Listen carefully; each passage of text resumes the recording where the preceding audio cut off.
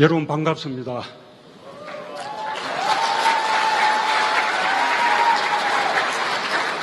오랜만에 반가운 분들을 만나게 되어 무척 기쁩니다. 퇴임 후 서울에 온 것이 처음입니다. 공식적인 행사에서 인사말을 하는 것도 처음입니다. 그 첫 행사가 9.19 평양 공동선언 5주년 기념식인 것이 매우 뜻깊습니다. 뜻깊은 행사를 함께 준비해 주신 기념행사 준비위원회와 김대중재단, 노무현재단, 광주광역시와 경기도, 전라남도, 전라북도, 제주특별자치도, 포럼 사이제와 한반도 평화포럼, 그리고 후원해 주신 에버트재단에 깊이 감사드립니다. 한편으로 언제 그런 날이 있었나 싶을 정도로 파탄난 지금의 남북관계를 생각하면 안타깝고 착잡하기 짝이 없습니다. 평양 공동선언에서 더 진도를 내지 못했던 것, 실천적인 성과로 불가역적 단계까지 가지 못했던 것이 못내 아쉽습니다. 2008년 10월에 열린 14공동선언 1주년 기념행사 때 노무현 대통령님이 하신 말씀이 생각납니다.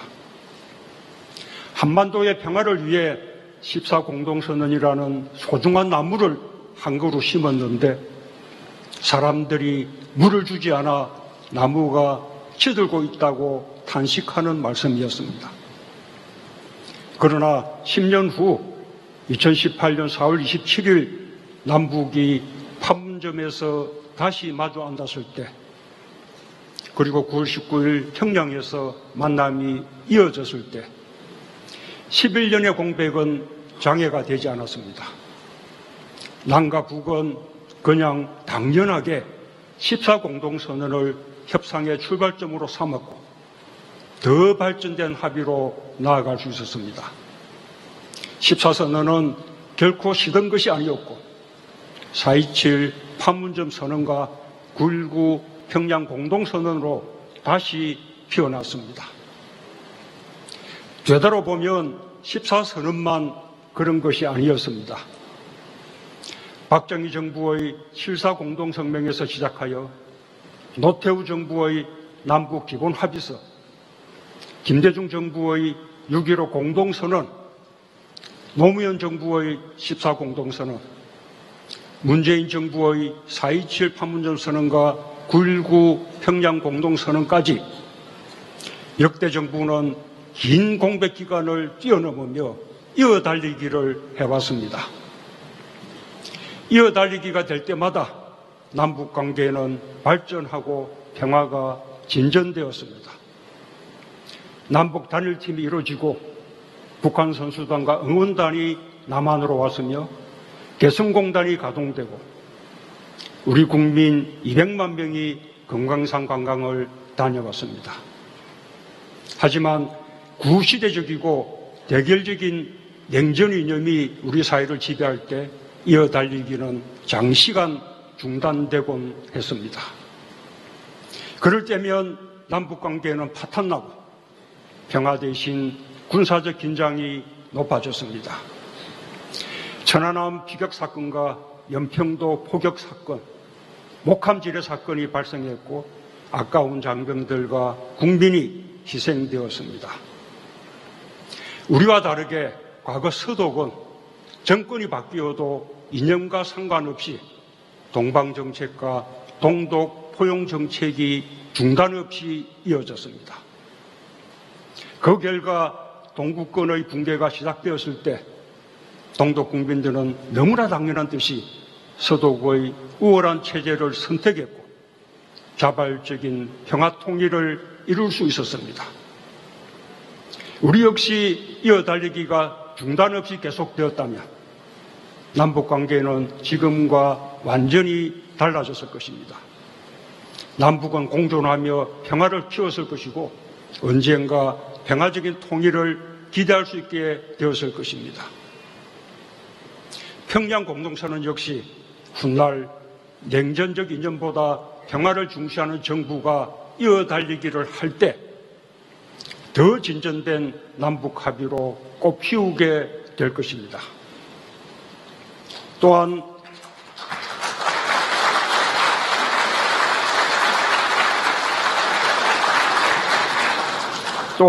이어달리기의 공백기간이 짧을수록 한반도의 군사적 위기는 낮아질 것이고 남북은 그만큼 더 평화에 다가가게 될 것입니다. 이것이 판문점 선언과 평양 공동선언이 오늘 우리에게 주는 첫 번째 교훈입니다. 판문점 선언과 평양 공동선언이 우리에게 주는 또 하나의 중요한 교훈은 평화가 경제라는 사실입니다. 나는 대북 포용 정책과 평화 번영 정책을 설명할 때마다 평화가 경제라는 말을 해왔는데 평화를 통해 경제를 더 번영시키겠다는 미래의 목표로 받아들이는 사람이 많았습니다.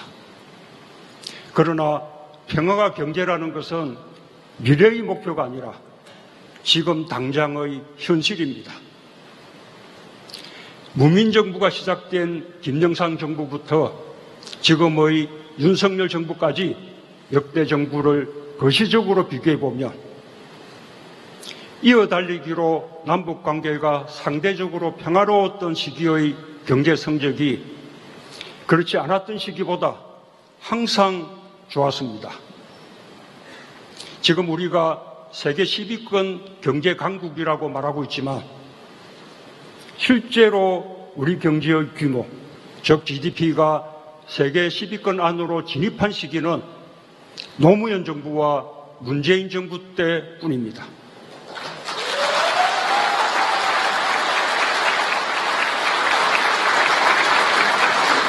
지난해 우리 경제 규모는 세계 13위를 기록해 10위권에서 밀려났습니다.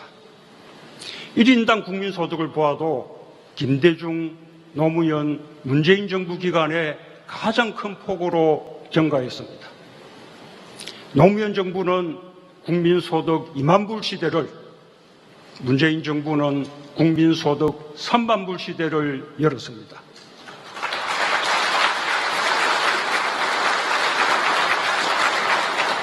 반면에 이어달리기가 중단되었던 정부 기간에는 국민소득이 정체되거나 심지어 줄어들었습니다.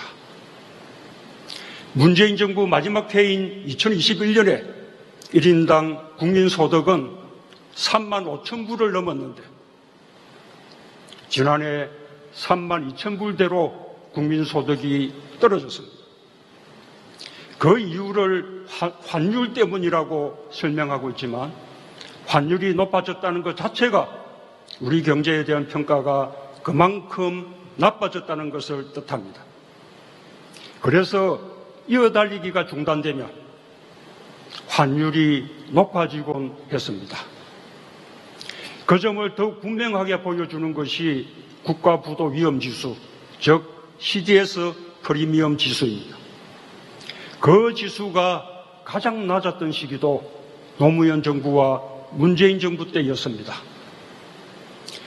노무현 정부와 문재인 정부 때 우리 경제의 신인도가 가장 높았다는 뜻입니다.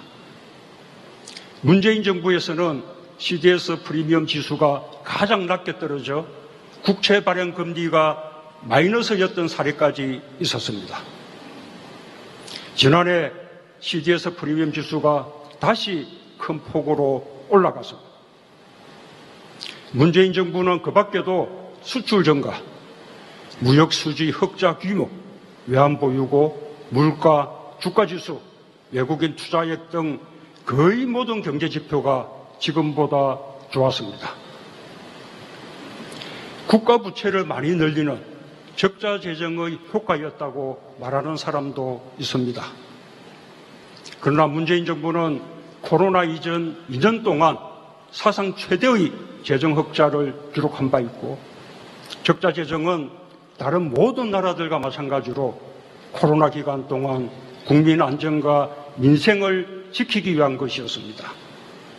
뿐만 아니라 코로나 기간 동안에도 OECD 국가 중 국가 부채율 증가가 가장 낮은 수준을 기록해 위기에 강한 대한민국의 면모를 과시한 바 있습니다.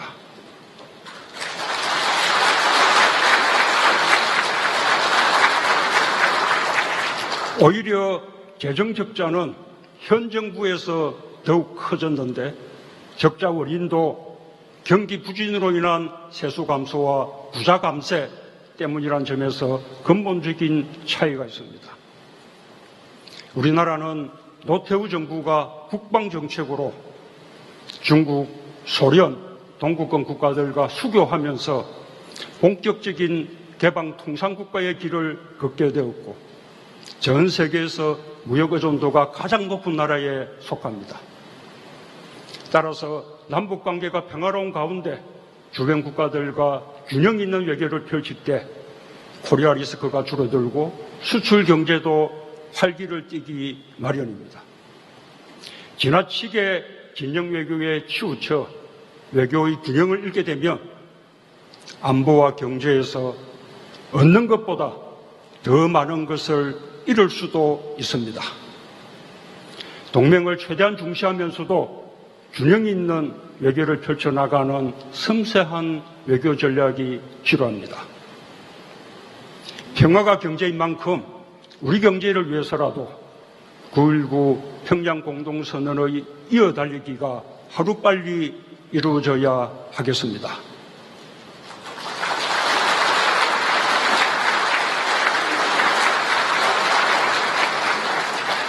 판문점 선언과 평양 공동선언이 우리에게 주는 교훈으로 하나 더 말씀드리고 싶은 것은 남북 간의 대화를 하지 못할 시기는 없다는 것입니다. 지금 남북 관계가 매우 위태롭습니다. 북한의 계속된 도발에 더해 최근의 외교 행보까지 한반도의 위기를 키우고 있습니다. 지금은 대화를 말할 분위기가 아닌 듯이 보입니다. 그러나 되돌아보면 문재인 정부가 출범한 2017년의 상황은 지금보다 훨씬 엄중했습니다. 북한의 거듭된 핵실험, 단거리에서 장거리까지 일본 열도를 넘어 미국 본토 거리까지 사거리를 늘려가는 연이은 미사일 도발, 그에 대응하여 점점 강력해진 유엔 안보리 제재와 최대 압박을 위한 빈틈없는 한미 공조, 북미 간의 험악한 말폭탄 등으로 인해 한반도 위기가 갈수록 고조되었습니다. 외신들은 연일 한반도에 전쟁의 먹구름이 가득하다고 보도했습니다. 당시 미국이 군사적 옵션과 전쟁 시나리오를 검토한다는 정보들이 있었는데 그 후 미측 관계자들의 증언에 의해 사실로 확인되었습니다. 당시 한반도의 전쟁 위기가 실제 상황이었다는 것입니다. 하지만 문재인 정부는 위기의 끝에 반드시 대화의 기회가 올 것이고 위기가 깊어질수록 대화의 기회가 다가온다고 믿으며 대화를 준비했습니다. 남북관계의 위기가 충돌로 치닫는 것을 막는 길은 대화밖에 없기 때문입니다. 유엔 안보리 제재가 강력하게 작동하고 있는 상황에서 한반도 평화 프로세스는 비핵화 로드맵과 함께 갈 수밖에 없습니다. 북한과의 대화 역시 미국과 동행하지 않으면 안 됩니다. 문재인 정부는 2017년 6월에 열린 첫 번째 한미 정상회담에서 한반도의 비핵화를 평화적인 방식으로 달성한다는 원칙과 함께 북한에 대한 제재가 외교의 수단이며 미국이 한국 정부의 대화 노력과 주도적 역할을 지지한다는 합의를 이끌어냈습니다. 그리고 그 토대 위에서 진정성 있는 대화 노력을 펼친 끝에 마침내 남북 대화와 북미 대화를 견인할 수 있었습니다. 지금 계속되는 북한의 도발에 대해 단호하게 대응해야 합니다. 그러나 결국은 대화를 통해 남북관계의 위기를 풀어나갈 수밖에 없습니다. 도발에 대한 단호한 대응과 함께 다른 한편으로는 진정성 있는 대화 노력으로 위기가 충돌로 치닫는 것을 막는 지혜를 발휘해야 할 것입니다. 9.19 평양 공동선언의 가장 중요한 성과는 구속 합의서로 체결된 남북 군사합의였습니다. NLL을 포함한 비무장지대를 평화지대로 만들고 육상, 해상, 공중으로 일정한 구역의 군사 운용을 통제함으로써 접경지 지역에서의 우발적인 군사 충돌 가능성을 방지할 목적으로 남북 간에 사상 최초로 체결된 구체적인 군비 통제 합의였습니다. 북한의 계속된 도발로 군사적 긴장이 높아지고 9.19 평양 공동선언이 흔들리면서 군사합의도 흔들리고 있습니다. 급기야는 정부 여당에서 군사합의를 폐기해야 한다거나 폐기를 검토한다는 등의 말이 나오고 있습니다. 그러나 남북 군사합의는 지금까지 남북 간 군사적 충돌을 방지하는 데 중요한 역할을 해왔습니다. 문재인 정부 동안 남북 간에 단 한 건도 군사적 충돌이 발생하지 않았고 그로 인해 희생된 사람도 없었습니다. 역대 정부 중 단 한 건도 군사적 충돌이 없었던 정부는 노무현 정부와 문재인 정부뿐입니다.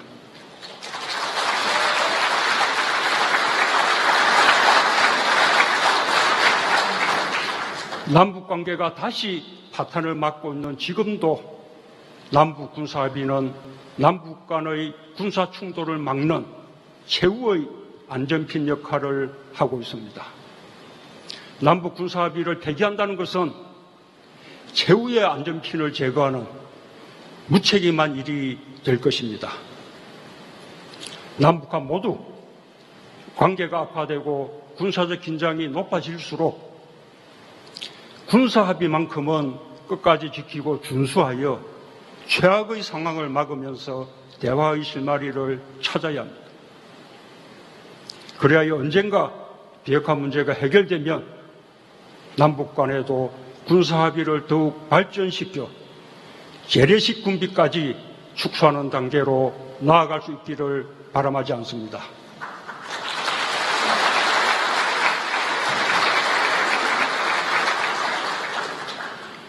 (9.19) 평양 공동선언의 교훈을 말하면서 역대 정부의 안보와 경제도 조금 살펴보았습니다.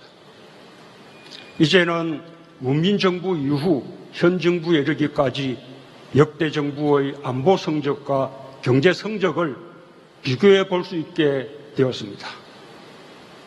한마디로 김대중, 노무현, 문재인으로 이어진 진보 정부에서 안보 성적도 경제 성적도 월등 좋았던 것을 확인할 수 있습니다.